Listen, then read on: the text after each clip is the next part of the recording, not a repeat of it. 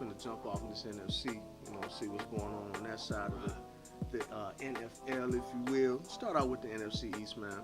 I really think Philly's got a chance to do something special. I mean, McNabb asked for more weaponry. He was granted more weaponry.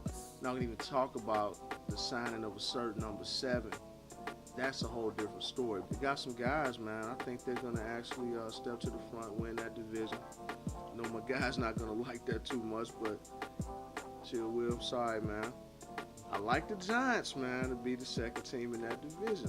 Dallas, I mean, this is a tough division. Some would say it's the toughest division in football. So being the third team or the third rung on the ladder in this division, I'm still just, I don't really know, man. They let a lot of people go on the defensive side of the ball, on top of letting about 14 touchdowns walk out the door and a certain number 81. So I'm curious to see what they do. At the top, I'm going with Philly too. I think, like you say, they have a chance to do something special. Like you said, you could be a defense in the NFL and look across the line of scrimmage this year and see Donovan McNabb, Brian Westbrook, Michael Vick, Jeremy Maclin, and Deshaun Jackson all on the field at the same time. And you be looking at them, and unless you run a 4-3, all of them are faster than you. Except maybe McNabb now, maybe. And he don't have to run because he don't throw it. So it's like ridiculous. Second, I'm going with the Cowboys. And I like the Cowboys too. And this is my thing about the Cowboys is that they use the term addition by subtraction. But in this case, I believe in it because I always go back to a story Brett Favre always talked about it. He just said in a disrespectful way to Sterling Sharp. But after Sterling Sharp was gone, they say it took kind of a pressure off of him because that was somebody he knew he had to get the ball to X amount of times a game. And Sterling Sharp was one of the greatest, really ever, if he wouldn't have got hurt. Right. But there was still that pressure, and Romo, I believe, will benefit from that. There's nobody out there now that he has to get the ball to X amount of times a game. New York, like I said, I love their defensive line and all that, but I just feel like without Plaxico and without replacing him with a true number one, a true elite receiver, I don't believe in Eli Manning as much. And I do like the Redskins, but like you say, you just drew the short straw. There's nothing you can do. You in the NFC East. So Sorry, Jason. I do like it though. One of my favorite divisions, of course, the NFC North. I wonder who you guys think I'm going to go with as the division winner. You already know it, and I'm going to tell you why. Never. Chicago, baby. The Chicago Bears. The Jay Cutler acquisition, bigger than big. The Rod Marinelli acquisition, speaking of Detroit, that's the best thing Detroit could have done is go on 16 to fire this man so we can come sweep him right up, get one of the best defensive line coaches in the game. So what you're going to see there, you're going to see our defensive line getting the pressure on people that we need so our corners don't have to be on an island with every other receiver in the league. I'm Chicago, followed by Minnesota. I mean, they got Adrian Peterson. Green Bay, I think they'll be third, man. They'll be better. People forget these people won like, 5-6 games last year? And these were the people that were supposed to win the division last year. So I'm not that impressed with them. Detroit, forget about it. They'll win like 4 games maybe. I give them 4-12, 5-11. I mean, I don't know, but they're going to bring up the basement in this division. You know? Who you got, man? I'm going Minnesota. They always tell us in football that is won in the trenches. But they were supposed to win 12, 13 games last year. So it's not only Adrian Peterson. You have the best running back in the league, arguably the best player in the league. Won't nobody sneeze at it if you say that. Arguably the best offensive line, arguably the best defensive line. You supposed to win in football. I like the Bears. Like I said, a lot of it's going to hinge on the defense. Can they turn back into the Bears defense? You know what I mean? Like, period. Like, if they can turn back into that, then I believe everything is possible for them. Green Bay, I don't really believe them. They need more people. They switched into a 3-4 this year. I can't think of many examples of people who made that transition in 1 year and it looked good. The Lions, it's a wrap for them. You know, I give them, I don't even want to say a number, but it's not good.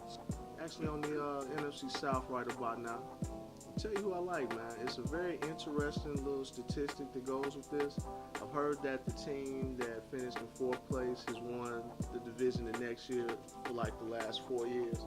So with that being said, it's not what I'm basing my prediction on, but I do like the New Orleans Saints to win this division. Atlanta could actually maybe overpower New Orleans and win that division. Wouldn't surprise me if they did. I'm picking New Orleans. Man, how about Carolina? I mean, they're right there as well. You know, that's another team that could win this division. But got them third, man. I don't believe in DeLone. They had a super year last year. A lot of it had to do with D'Angelo Williams having a breakout year. Jonathan Stewart, solid backup. Their defense was solid. They did a lot of good things, but DeLone, man, he was a blowtorch in the playoffs. That cat just combusted at the wrong time. And bringing up the rear in the NFC South, Tampa Bay, I don't believe in them, man. I don't believe in them. I'm going to go with Carolina to actually win it. You say Jake DeLone got a lot to prove. He went on, I don't know what he went on. He went on leave or something.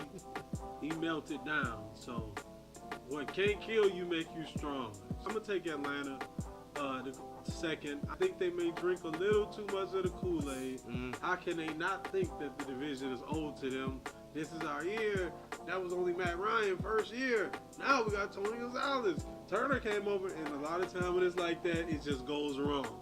Then New Orleans and with Tampa Bay, like you said, yeah, they just kind of the odd man out. Predictions have to be made. That's what you want. That's what we do. Sportsfam, baby. That's what it is. That's what it does. And we down to the last division team. Breaking down the NFC West. Super Bowl representative is in this particular division. I don't have them to repeat as division champs. I like Seattle. Let me tell you why. Got Matthew Hasselbeck coming back. Okay. I don't think the injury bug will bite him twice. He needs to have a big year. I think, Seattle might be like 11-5, where Arizona might be 10-6, 9-7.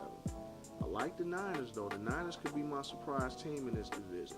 They can be anywhere from 8-8, I think, to 10-6, man. Under the tutelage of Mike Singletary, no question about it. Bringing up the rear, though, St. Louis. Forget about it. They might win like 4 or 5 games, man. What you got that West shaking out like? And you already know. You see the jersey on. But I honestly gave this a lot of thought. It's not just because it's my team, because I try to keep it 100 all the time. People know that about me. I don't care. If we sucked, I'll tell you. Last year, in the one game with Arizona, a lot of people know the story. It was on the 1-yard line. First down, they bungled it. Mike Martz, a lot of stuff with time management. Had they took care of that and got into the end zone, both teams would have been 8-8. They done went to the tiebreaker. The year before that, when Seattle was still Seattle and won the division, people don't know. We swept them that year. Swept Seattle, who won the division. So we've always played well against Seattle and Arizona every year, even when they've been at their best these last 2 or 3 years, and we've been at our worst. We still was hanging with them. They finished out the season last year 5-2. In the last 7 games, like you say, Singletary made some key additions. People stepped up promoting from within. People like Brian Morgan, a breakout season waiting to happen. He did his thing at wide receiver. I'll go Arizona second, Seattle third, and of course St. Louis last. So I think no longer they separated themselves from the AFC West as complete jokes, and now it's a competitive division, like you say. So I'm gonna go with San Francisco, Arizona, Seattle, and then followed by St. Louis. Polamalu walking to the locker room. Oh no, that's not a good look at all. Wow.